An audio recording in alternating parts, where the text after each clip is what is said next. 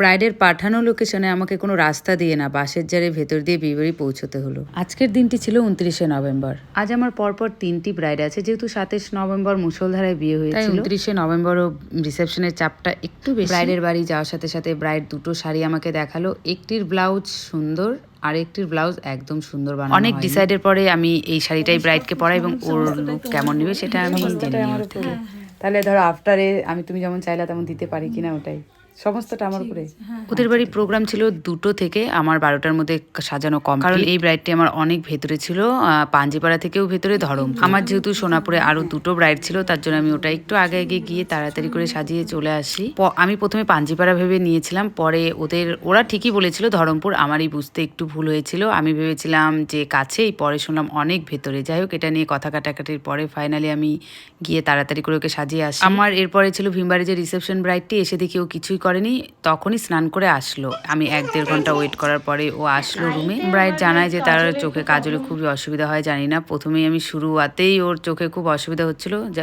পুরো মেকআপটি আমি খুব সাবধানের সাথেই কমপ্লিট করি, বিশেষ করে আই মেকআপটি। আরও বলছিল ওকে একদম সফট মেকআপ যেন আমি করি। আমি চেষ্টা করেছি যতটা পারা যায় ওকে সফট ন্যাচারাল লুকই রাখার, কারণ কোনো ব্রাইড যেটা আমাদের ডিমান্ড করে আমরা চেষ্টা করি সেই ডিমান্ড মতনই কাজ করতে। তোমাদের কেমন লাগলো এই সফট লুকটি জানাবে। এরপর আমাদের 3rd ব্রাইড ছিল মিরামারে। আমরা মিরামারে পৌঁছেও গেছি। আমি প্রথমে কোনো ভিডিও করিনি, একদম ওর ফেস মেকআপ কমপ্লিট হওয়ার পরে। আমরা কোনো মিডিলে পার্টি মেকআপ রাখিনি আজ, যেহেতু উষা আজকে ছিল না সাথে, ওর জন্য আমি ডাইরেক্ট 3টেই শুধু ব্রাইডই রেখেছি। আমার কোনো চাপও হয়নি। ওই ব্রাইডটা যদিও 1.5 ঘন্টা লেট করেছিল, এখানে এসে অবশ্য আমার ওই অসুবিধাটা হয়নি। ব্রাইডের একটু ডিমান্ড ছিল যদি ঘুমটা দেওয়া যায়, তখন ব্রাইডের বর বললো যে ঘুমটাতে অতটাও ভালো লাগছে না, এমনি বেশি ভালো। তোমরাও জানিও তো ঘুমটাতে বেশি ভালো লাগছিল না এমনিতে। আমিও দেখলাম না এমনিতেই বেশি ভালো লাগছে, তারপরে আর ঘুমটাটা দিলাম না। আর ওর ফাইনাল লুক এটি।